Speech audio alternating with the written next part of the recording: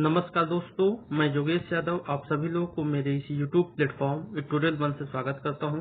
आशा करता हूं कि आप लोग स्वस्थ होंगे। आज हम लोग लेट्स नो सीरीज की 73rd वीडियो देखेंगे, जिसमें हम लोग जानेंगे मुस्लिम पर्सनल लॉ के बारे में।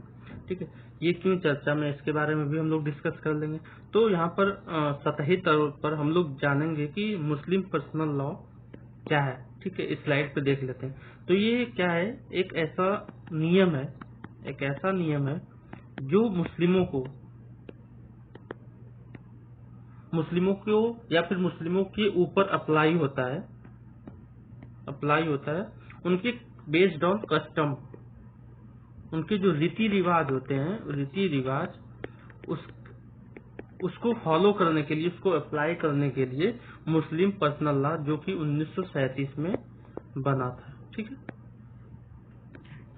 लेक्चर स्टार्ट करने से पहले हम लोग ये जान लेना चाहिए कि इस पूरे लेक्चर में डिस्कस क्या क्या चीजें होने वाली है। तो सबसे पहले देखेंगे कि ये न्यूज में क्यों है, मुस्लिम पर्सनल लॉ न्यूज में क्यों है, और जो आर्गुमेंट्स हो रहे हैं इसको मुस्लिम पर्सनल लॉ को लेकर, जिसे शरीयत कानून बोलते हैं, शरिया कानून बोलते हैं। ठीक है, उसको लेकर जो आर्गुमेंट्स हो रहे हैं, लोगों के तर्क दिए जा रहे हैं, ठीक है, उसके बारे में चर्चा कर लेंगे। और ये मुस्लिम पर्सनल लॉ, जिसे शरीयत कानून बोलते हैं, उसको डिफाइन कर लेंगे और उसके बारे में जान लेंगे। और जो आर्गुमेंट्स हो रहे हैं ना, section 2 of the Muslim personal law, जिसके तर्क को वो किया जा रहा है, नेग्लेक्ट किया जा रहा है, नकारा जा रहा है, जिसके राइट्स को नकारा जा रहा है। ठीक है, इसमें जो कमियां हैं सेक्शन 2 में, उस चीज को क्या बोला जा रहा है कि इस चीज को रिमूव कर दिया जाए। ठीक है, तो सेक्शन 2 को भी हम लोग इसमें चर्चा कर लेंगे।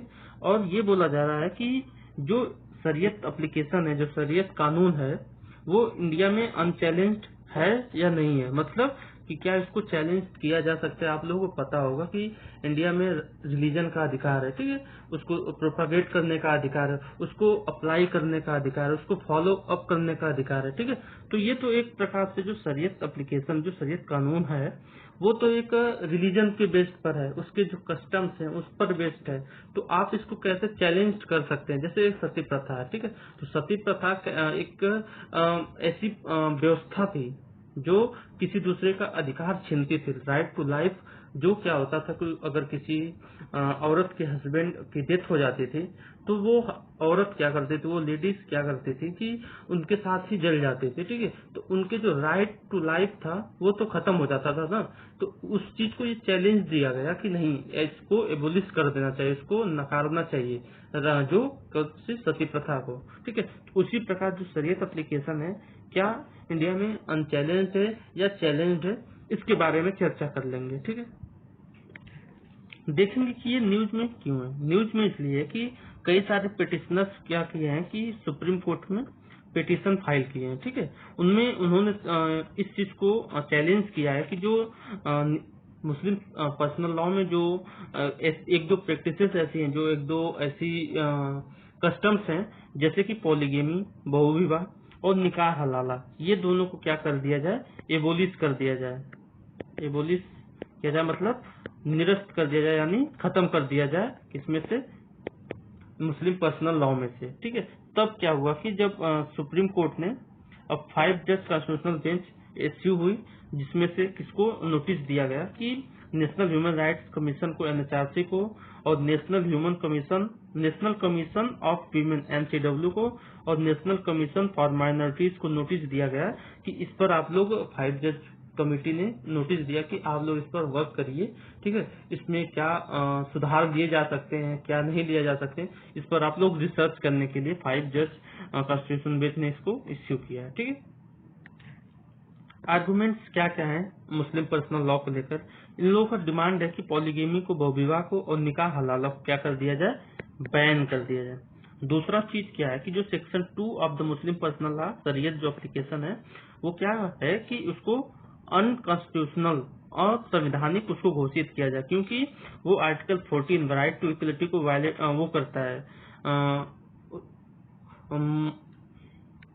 हिंदी में ध्यान नहीं आ रहा है, वायलेट करता है। ठीक है, और जो आर्टिकल 15 है उसको discrimination on the ground of religion, उस चीज को वायलेट करता है। और जो आर्टिकल 21 है राइट टू लाइफ को वायलेट करता है, उल्लंघन करता है एक प्रकार से। ठीक है, अब तीसरी पॉइंट क्या है, the constitution does not touch upon the personal law.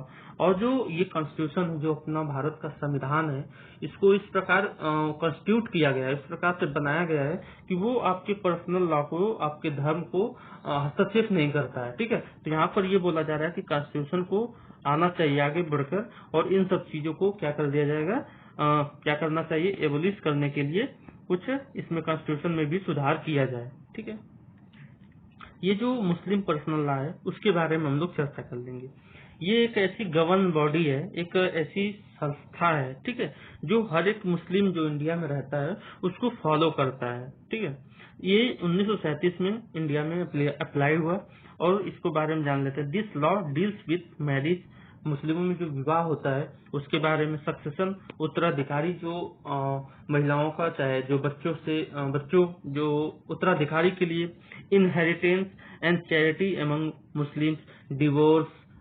ठीक है, ये सब चीजें कहाँ पर निकल कर आ जाती हैं, मुस्लिम पर्सनल लॉ में। इन सब चीजों को क्या किया जाता है, चर्चा किया जाता है। ठीक है, जिसको चैलेंज किया जा रहा है सेक्शन 2 को, मुस्लिम पर्सनल लॉ शरीयत एप्लीकेशन 1937 वाले को, इसके बारे में चर्चा कर लेंगे कि जो ये एप्लीकेशन है वो किस किस चीजों के लिए है।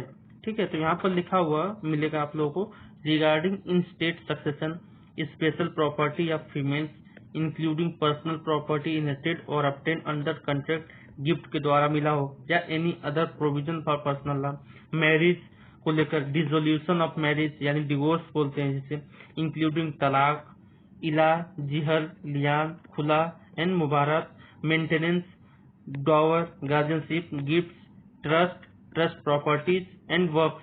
ये सब चीजें क्या होती हैं, इसके अंडर में आती हैं, मतलब एप्लीकेशन इन सब चीजों पर लागू होता है। अब कहाँ पर लागू नहीं होता है उसके बारे में चर्चा कर लेंगे। तो एग्रीकल्चर जो लैंड होते हैं उस पर ये शरीयत कानून लागू नहीं होता। और क्या है, जो चैरिटी से जो भी पैसे मिलते हैं उस पर लागू नहीं होता है। और रिलीजियस इंडोमेंट जो भी जहाँ से पैसे आते हैं इस पर भी आपका जो मुस्लिम पर्सनल लॉ है वो एप्लीकेशन अप्लाइड नहीं होता है। ठीक है, अब सबसे लास्ट में ये देखेंगे कि जो शरीयत कानून है वो अनचेंजेबल है या नहीं है इंडिया में। ठीक है, तो तर्क है यहाँ पर कुछ, उन सब चीजों के बारे में चर्चा करेंगे। The applicability of Shariat act has been controversial over the year.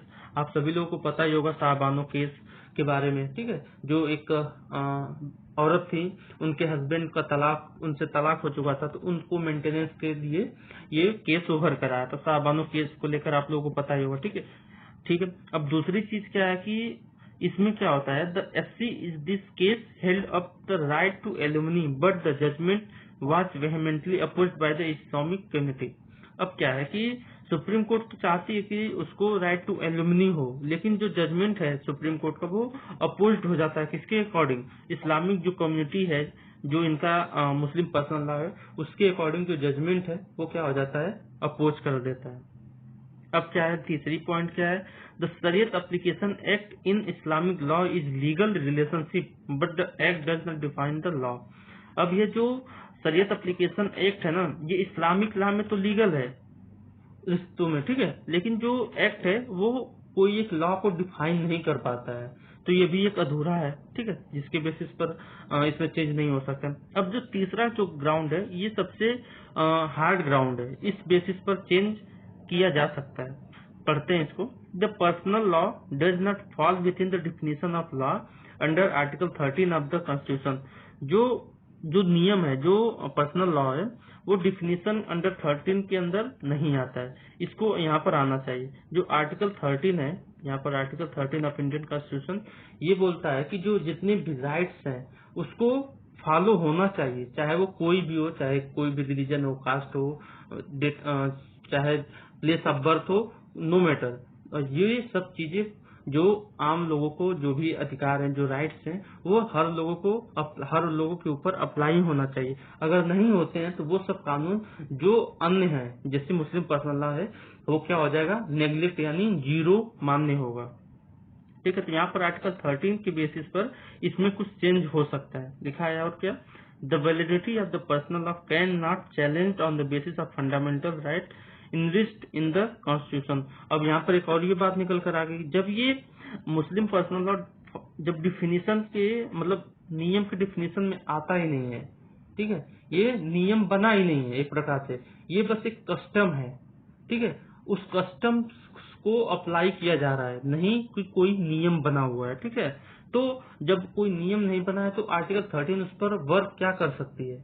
अगर कोई लिखा हुआ होता, कहीं पर लिखा गया होता, तब तो ठीक है ना, तब उसको आर्टिकल 13 उसको नेग्लेक्ट करती, अब एबोलिश करती। लेकिन जब ये लिखा हुआ ही नहीं गया है, जब वो केवल कस्टम में है, जो केवल फॉलो होता है, जो केवल रीति रिवाज में है, तो उस पर आर्टिकल 13 क्या कर सकती है? ठीक है, तो यहाँ पर ये सीधे सीधे लिखा है कि नॉट चैलेंज्ड है यहाँ पर। ठीक है friends, this is my Instagram ID Yogesh Yadav Chirag and my Facebook ID Yogesh Yadav Chirag.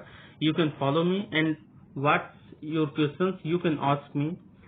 ठीक है, thank you for watching today. Thank you.